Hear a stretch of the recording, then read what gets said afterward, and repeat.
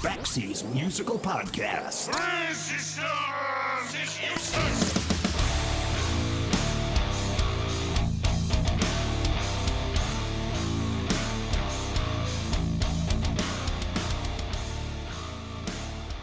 Not to get too deep here, but according to the philosophy of de-evolution, man has become a product of reverse evolution, suggesting that man could regress back to a more primitive form of itself.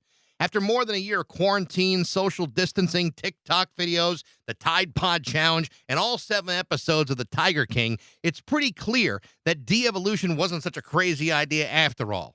Nevertheless, now that the pandemic appears to be on its last legs and things seem to be opening back up, it's now time to reconsider going to concerts to see artists play the music they wrote while stuck in their homes like everybody else. And among those who have been very busy during the pandemic has been Jerry Casale from the band Devo. And while Devo has not put out an album in nearly 11 years, Jerry Casale is about to release brand new music with Jihad Jerry and the Evildoers, featuring nearly all of his Devo bandmates, plus Steve Bartek from Oingo Boingo. In fact, I've been granted permission to play the new single for you, and I will. And then we're going to talk to Jerry Casale of Devo. This is I'm Gonna Pay You Back from Jerry Casale on Backseas Musical Podcast. A bullet for your war of attrition and your exploitation of the human condition. A duplicitous man on a curious mission, waiting for the other shoe to drop. I'm gonna pay you back. I'm gonna pay you back. I'm gonna pay you back right now.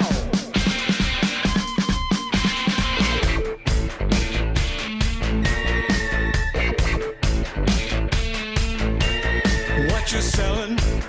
I ain't buying. Your lips are moving. That means you're lying. You appropriated credit. You let them think you said it. I gotta give you credit. That hat trick is impressive. Take all the fame and glory. Deflect the blame. Rewrite the story. I'm gonna pay you back. I'm gonna pay you back. I'm gonna pay you back right now. 100, 200,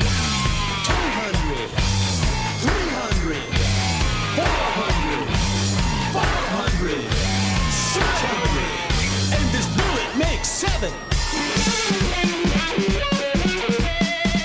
I'm gonna pay you back.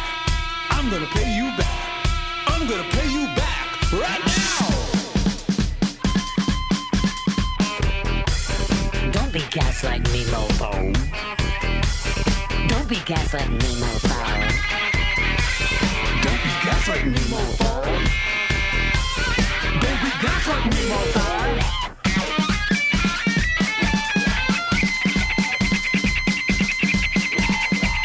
We survived the wind and waves, cheated death, and made it safe. Rolled the lifeboat to the shore, that's when you wanted more. I gotta give you credit, that hat trick is impressive. Take all the fame and glory, deflect the blame, rewrite the story. I'm gonna pay you back. I'm gonna pay you back. I'm gonna pay you back right now. 100, 200, 300, 400, 500, 600, and this bullet makes 7. Go!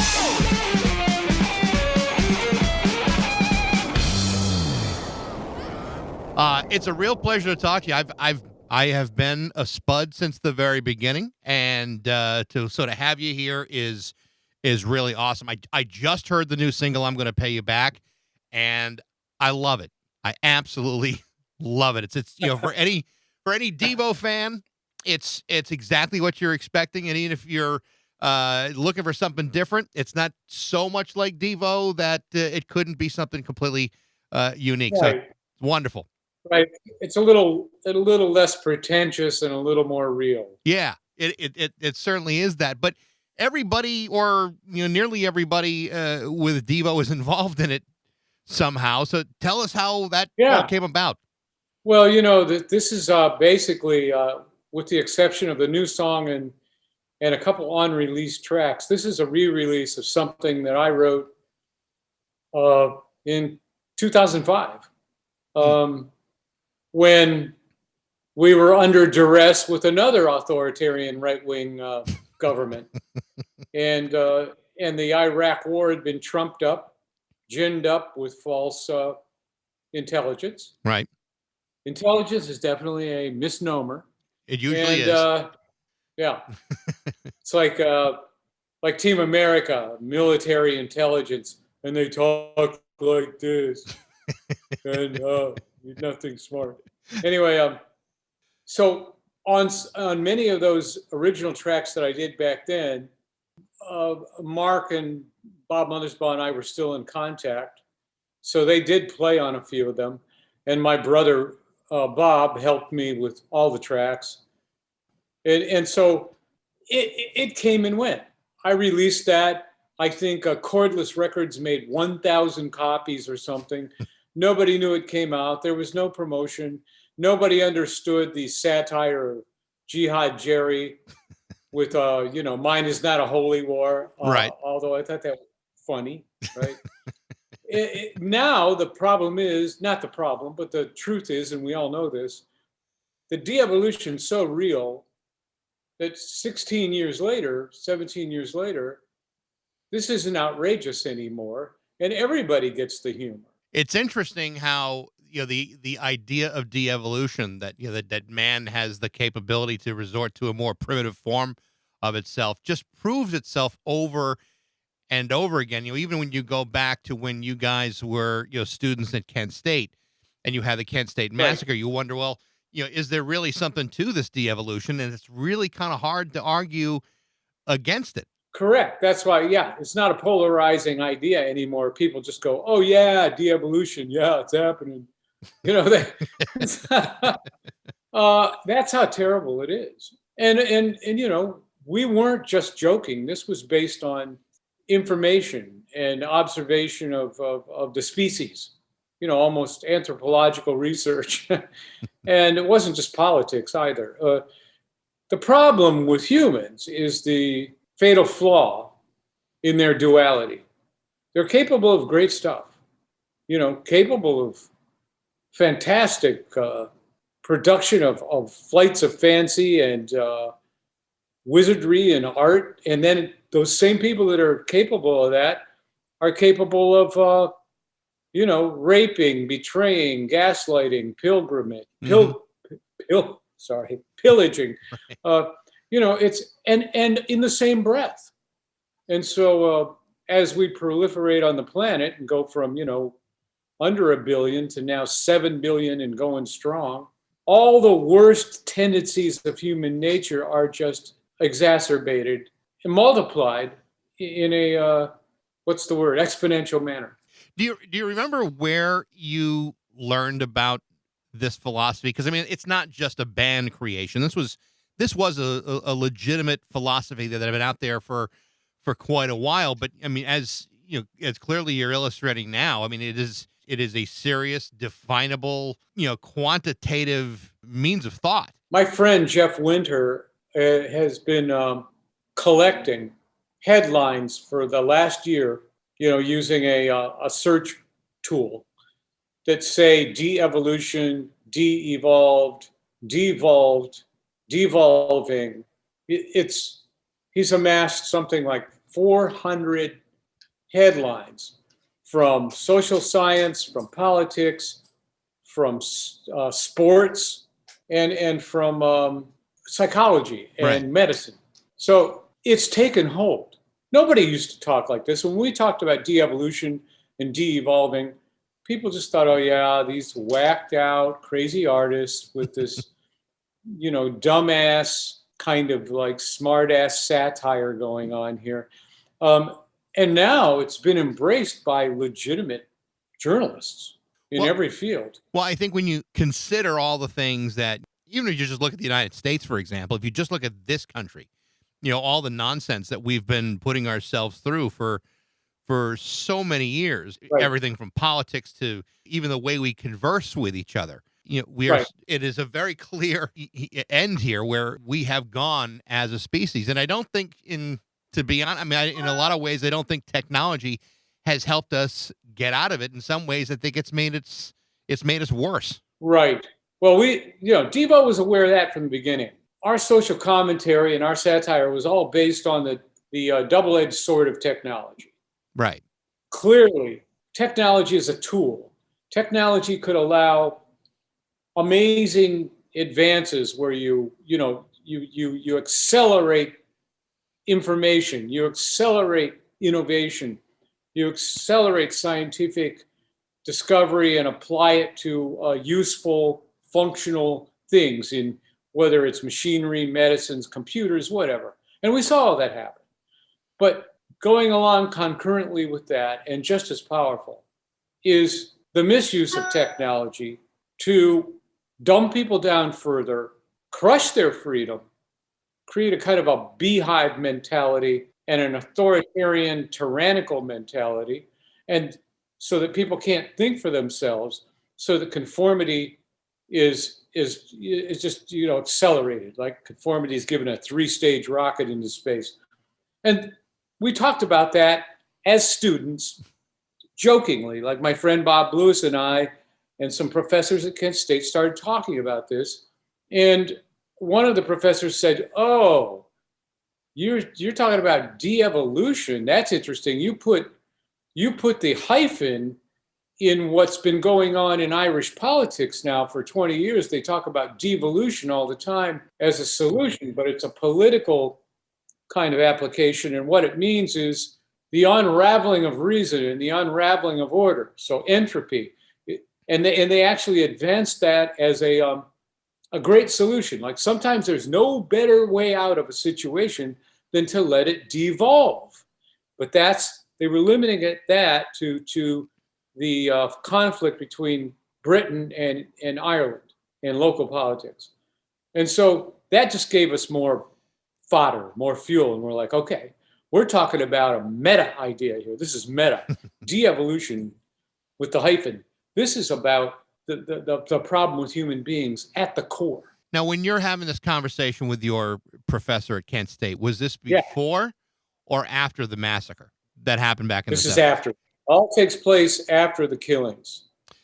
Because at that point, a sea change happened. I snapped. I was a member of SDS, but I was still like, a liberal hippie that thought there was just bad players, bad actors, but the system was good and democracy was sound and there was freedom and there was justice. But there were some bad people trying to, chip away at that. Well, I got set straight. I took the red pill.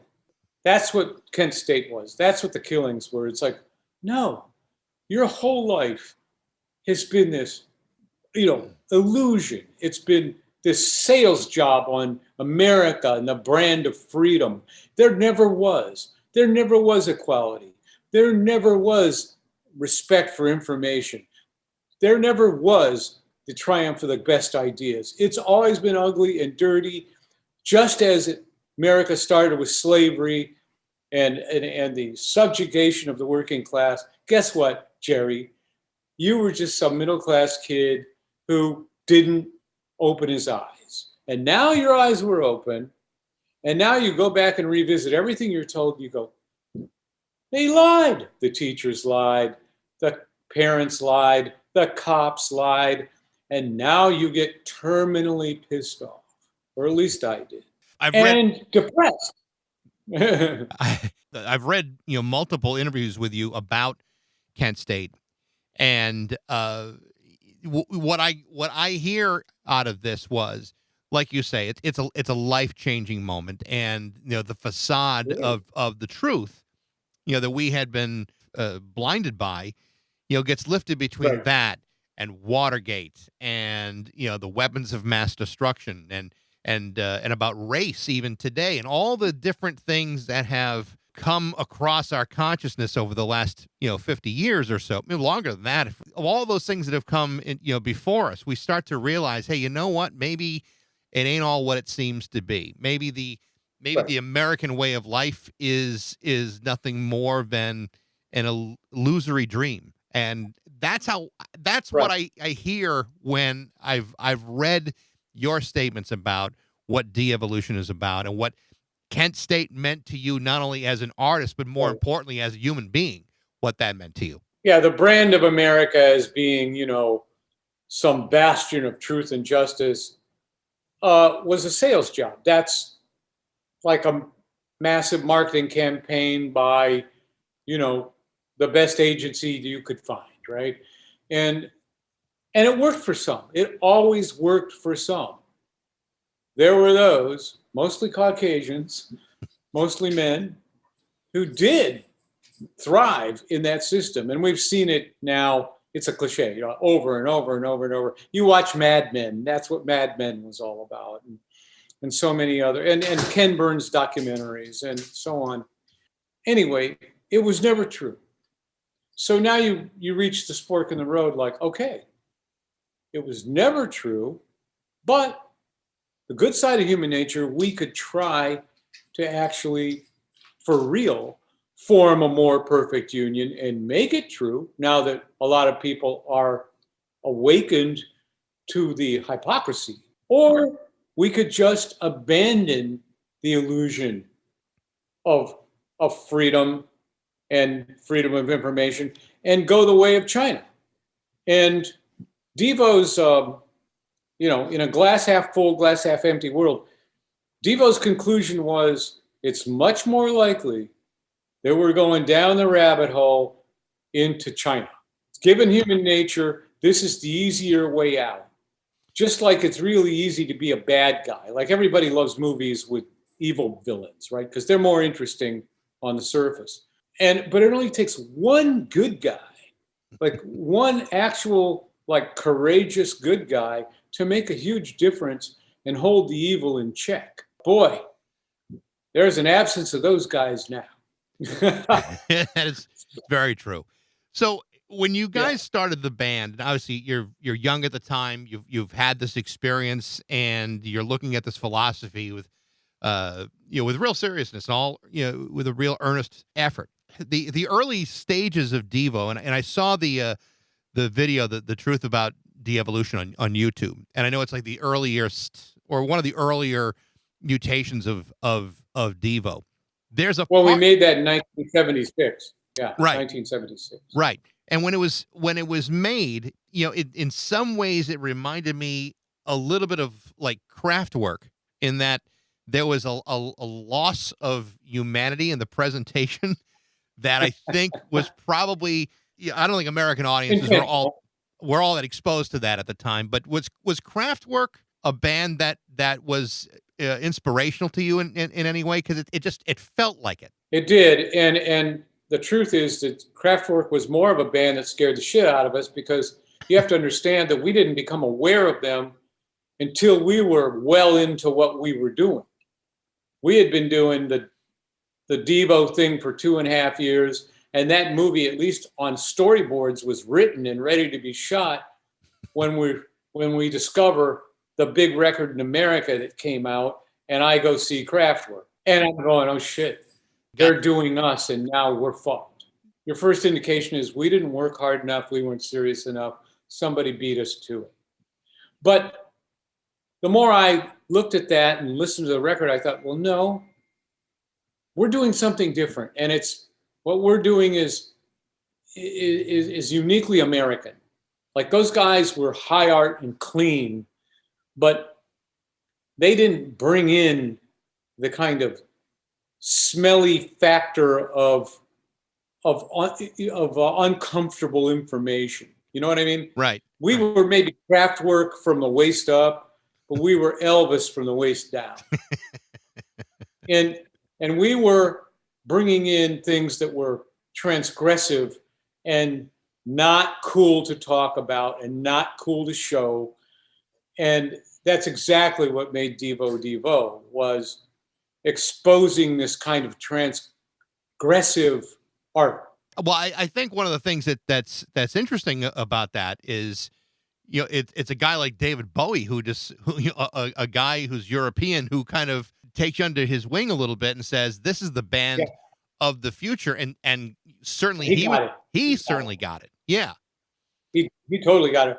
What a great guy! You can't say enough good about Bowie because he is almost like these alien characters he played. He was such a superior human being. And I know we've read about his dark side and some of the underhanded things he did and who he stole from. But if you look at his body of work and look at how he presented himself and when he made these songs, he's just there's no peer. There's nobody on his level. And he's so charming and so smart. He could have talked you into anything. You know, you could think you're the straightest guy in the world, but he'll take you to his hotel room and you won't think you're doing anything, right? you just think, oh, I'm with David Bowie. He was amazing. He was just so charming, so smart, and he got it. He totally got it. When he met you guys for the very first time, was it clear that he got it the very first time, or was it something that he had to, kind of ruminate in his head before he really came to an understanding of what you were trying to do? He made all the right comments. No, he made all the right comments. You got to remember, he had intended to do a full musical based on Animal Farm. It didn't happen. And instead he made the album Diamond Dogs with these references to Brave New World and Animal Farm in 1984. So he knew that we were talking about how the supposedly free population in Western society had become like the sheep in Animal Farm that read the rules on the side of the barn that the pigs write for them. Mm-hmm. And then the next day they forget the rules and the pigs rewrite the rules. And then the sheep, read the new rules and the horse goes, that didn't say that yesterday. And the sheep go, yes, it did. Right? In other words, we knew that we were surrounded by the people that live with their heads in the sand or in Plato's cave, reacting to shadows on the wall, that were just repeating mindless sound bites and authoritarian talking points from evangelicals or commercials like Don't Ask Why, Drink Bud Dry, right? We were watching mindless conformity over and over and over that just was pages straight out of Animal Farm. And then the doublethink of society straight out of 1984, where 2 and 2 is 5. And you better own up to that. You better say it's 5, or it's going to be like the Chinese proverb, where the nail that sticks out gets pounded, meaning conform or you're going to go down. And it was as strong then as it is now, except now it's just in numbers alone, just in intensity alone, it's 1,000 times bigger. And that's why we're living in a Black Mirror episode every day. You're in an alternate reality nightmare. And there's 53% of Republicans that believe the election was stolen and believe that the Capitol riots were just another day of tourists at the Capitol. I mean, it'd be like if you were Copernicus and went in front of the Pope and said, no, sir, the earth is around. It's not flat, right? It's not, the sun doesn't revolve around the earth. It's like off with his head, right? That's where we're at. It's funny to me that, based on everything we're talking about here, for many people, Devo seemed almost like a joke. Like it didn't, like, even if people took the time to really kind of understand the philosophy of it, they saw it as a joke and not something that was serious. I remember seeing you guys on Saturday Night Live the first time, and you played Satisfaction. I'm sitting there with my parents, and they both looked at me and said, "What the hell is this?" And I'm like, "This is awesome." I mean, what a bold move to do, a Rolling Stones cover on national TV and have it be so different. But in every subsequent appearance, when de-evolution was discussed, it was like hard for people to really grasp what kind of is a pretty simple philosophical idea, and one that is almost hard to argue against when you consider all the things that have gone on. I know we're talking about this a lot, but I mean, really it's defined your whole life Right. and your entire Well, of career. course it did. Because what it did is it created this almost hermetically sealed sphere, because it was a meta concept where inside that sphere, it allowed us to have an articulated point of view and a worldview that informed all the songwriting and all the videos and all the stage shows. It was all coming from a place, a cohesive place. Just like when you hear albums back in the day, when albums were real albums, and if you like one song on them, you're probably going to like six of the songs, 5 of the songs, because they were, as you know, A&R men like to say, they were of a piece, meaning there was some set of convictions and aesthetic tools that were informing them all. You know, there was a big idea there. Right. And so an album represented, when an artist came out with an album, you put it on, you couldn't shuffle it. You know, you couldn't really skip around. I mean, not without effort on the needle. And you listened to it beginning to end because the sequence was intentional. The artist had thought it out. There was a real reason one song was coming after another. And there was a reason for the last song on the record. And so music had value. When it came to record companies trying to understand this and understanding what because it was, I mean, if people put themselves at the time, you know, 1979, 1980, record companies were looking to pass out hits, and they were looking to, make money on their investments. And I have to believe that there were record companies trying to figure out, okay, David Bowie's is for this, Brian Eno's producing it, there's all kinds of people who are getting it. Are we getting it? Did the record companies at the time understand what you were trying to do? Absolutely not. They only, like you said, they only signed us because they knew that Kip Cohen, that had signed the Tubes, almost signed us. They knew that David Bowie thought we were great, that Brian Eno was saying, I want to produce these guys because Bowie's too busy. They knew that Neil Young was telling both Elliot Roberts and Warner's they should pick us up before it's too late. So they're just thinking, okay, there's something going on here with these guys. We think they're just weird. You know, they want to make videos, they're artists, but hey, maybe they'll make us money. So we'll just, we'll take a chance. We'll roll the dice. And that's what they did. They didn't get it at all. They just thought they didn't want to miss out in case they were wrong. So when you guys came up with Whip It a couple years later, I think it was 1980 or whatever, and it winds up being a major hit, like a genre-defining hit for new wave bands for years to come. Right. Did that, I mean, obviously with a hit that changes how record companies view you and what they want moving forward. But as a band, does having a hit and then also having a philosophy behind the music and what you do and the presentation that it comes with, did that seem in a way kind of at odds with each other? That, I mean, you were on the Merv Griffin show, for crying out loud. I mean, nothing says you. We thought that was like total subversion. That suddenly Devo was on Mike Douglas, Merv Griffin, Dick Clark, right? Yeah. David Letterman.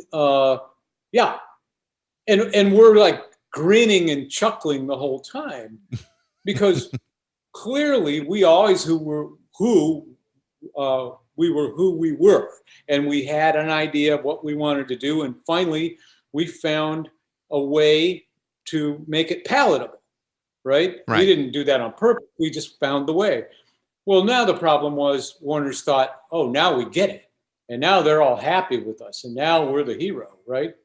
But Devo had always been changing. If you listen to each record, no record is like the last record, because we were a brain trust and we were experimental and we were going to move on to the next idea.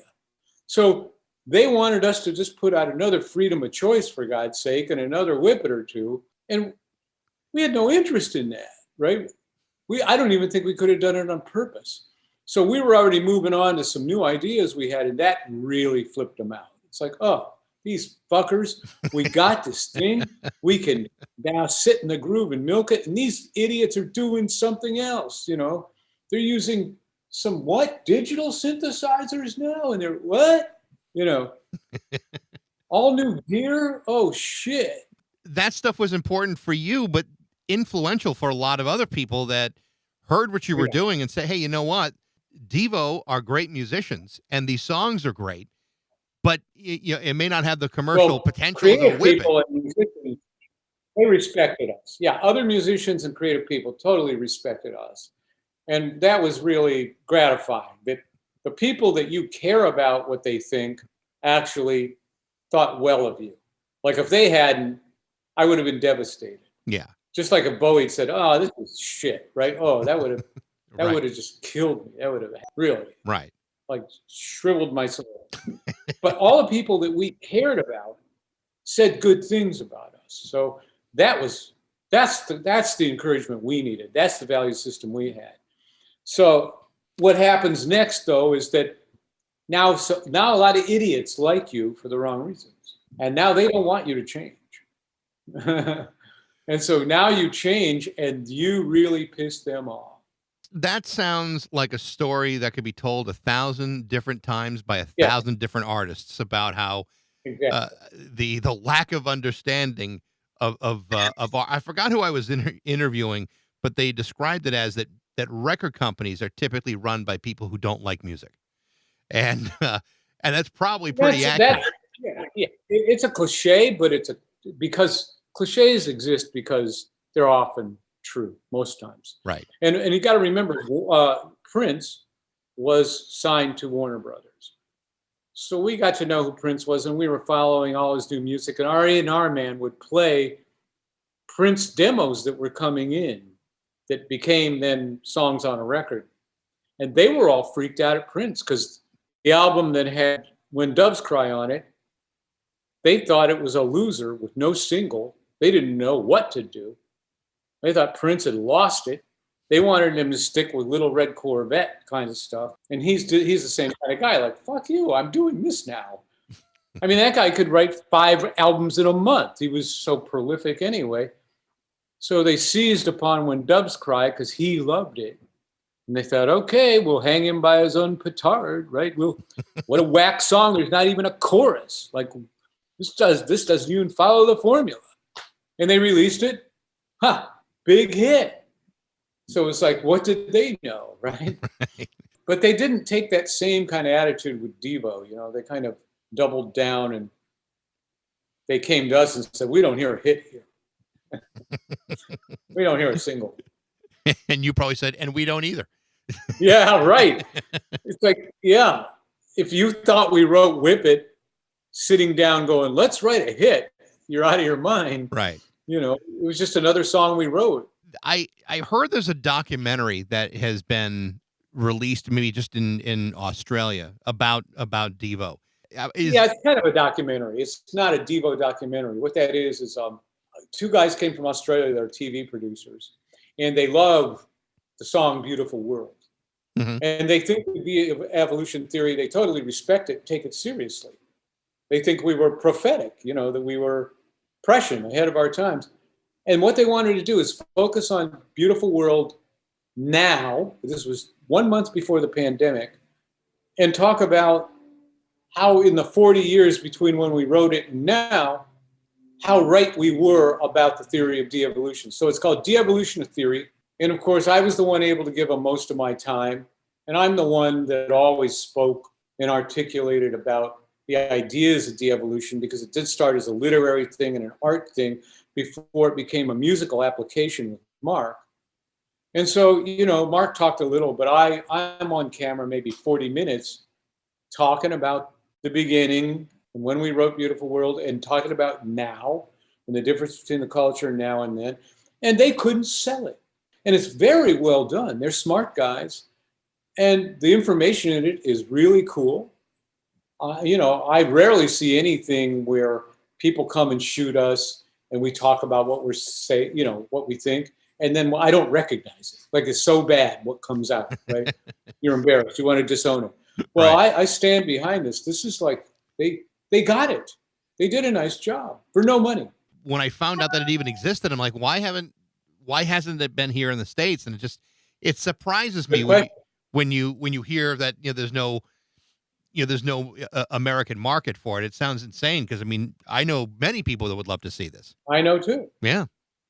Isn't that, again, always the way? Someone just simply doesn't understand it. Well, because it doesn't talk about drug use and screwing and losing money. You know what I mean? That's all America wants. I do want to ask you about the band and where it stands now. I know you guys have got some dates that are planned. I mean, after the last, year and a half, the idea of bands coming out and performing again is something that I think all of us are really looking forward to it. Tell me how you feel about coming out and playing with the guys again. Is it something you're really looking forward to, or? Well, I would have never stopped. Are you kidding? I mean, I'm not the guy that put Devo on ice. Right. I mean, Devo had all this talent, all this potential, and all these ideas. We should have had a movie. We should have had a musical. We should have had a whole design studio. I mean, it's all there. I'm serious. We're capable of fulfilling that. And so the fact that, Mark put it on ice and went elsewhere to use his talents for kids shows and stuff was, depressing. And then year after year, we'd be offered, as Devo became, quote, a legacy act, and people started to get it, like, oh man, you guys were really right. You were so cool live. You guys, nobody appreciates Devo, man. You're under-marketed and underseen. So they start offering huge hunks of money for us to play live. And Mark says, no, year after year. I mean, money that would have changed my life. And suddenly, how perverse is it that post-pandemic, when the promoters are crying poor and now reducing the offers that they used to bring us by as much as 20% when Mark said not enough money, now he said yes to less money. So maybe he's decided that there's a final act here before we all leave the planet. Do you think that that you would only just be doing these shows? I mean, do you think there'd be more recording between you guys? Is that a possibility, or is it just about these performances? No, I completely drove that idea in 2010 when we recorded Something for Everybody. I single-handedly made that happen. And that was an anomaly because for 20 years, Mark wouldn't write Devo songs. And I suppose that's why back in 2005, I just recorded songs that took me back to my roots, my R&B and blues roots, songs that I loved and influences that I loved. And I wrote some original stuff and I covered some stuff. And it was just all under that satirical alter ego of Jihad Jerry. But I thought, certainly people have to laugh at a 60-year-old man in a Sam the Sham and a Pharaoh, turban, white man that says, mine is not a holy war. And my byline in all my publicity was, mine is not a holy war. It's as futile and useless as the war on drugs, right? And my war was against stupidity. And if you're fighting a war on stupidity, you're going to lose. Well, and that's what I was making a joke about. Now more people are paying attention to it. And there's 2 unreleased tracks that I recorded back then. And there's this new song, I'm Going to Pay You Back, which is about betrayal and gaslighting and what people do to each other that I've been through in my personal life over and over and over, and I've had enough of. But I know that talking to people, there's millions of people in their own lives, in their own towns, with their friends, with their wives, with their husbands, have had the same thing happen to them, where you feel completely like so depressed and suicidal and ready to give up because of betrayal and gaslighting. And a major pandemic doesn't help people in that position either. That's for sure. That is for damn sure. I have to say, when I heard the new track or the I'm Gonna Pay You Back, all I could do was smile through the whole thing. It was like one of those things where, it was so good to have you back and the idea of Devo back in some way. I love what you've done with the release of this. It's coming in 3 different formats. The artwork is really, really cool. And I saw Tomo is great. Yeah, He's great. it's really, really well done. And I saw a preview of a video preview. I don't know if that's going to be the full video or a part or a part of the video, but the visuals of this preview that I saw were also really really provocative too. Elements of Tomo's graphics have been animated, and they are in the video. So it's like an animated album cover, but it's also live action shot on green screen. It's 2 and 3D CGI backdrops, and there's a narrative. And I play 2 characters. I play Jihad Jerry, obviously, but I also play Jerry from Devo. And you've got experience in at least one of those. It's hilarious. Yeah, it's hilarious. I'll send you a rough cut of the video. We're going to release it July 9th, but I want you to see it. I do want to see it. Don't let it out. I'll know who did it. Oh, I'm not. Listen, I am not going to be the one to step in your pile of shit. That's yours. That's yours to do. And I appreciate the time and getting a chance to talk to you. I do have to say, just to prove that I've been with you for a long time, I do have my own energy dome. I do. All right. I've had this for years, and have pulled this out whenever I've felt the need for it. But with headphones, I can't put them on right now. But I've always been a big fan. So Jerry, I'm thrilled that you're doing stuff and you're staying busy and you're healthy and you're doing good. So thanks for joining me today. I really do appreciate it. Thanks for talking to me. Thank you, Jerry. So a couple of things. You can follow Jerry Casale and get his new record this week at geraldvcasale.com. And although we didn't get to talk about it, you can also find out about his wine vineyard in California and check out that website. It's the50by50.com. Thanks again for listening. You can always reach me at Bax@rock102.com. I'd love to hear what you think, and we'll see you next time on Baxy's Musical Podcast.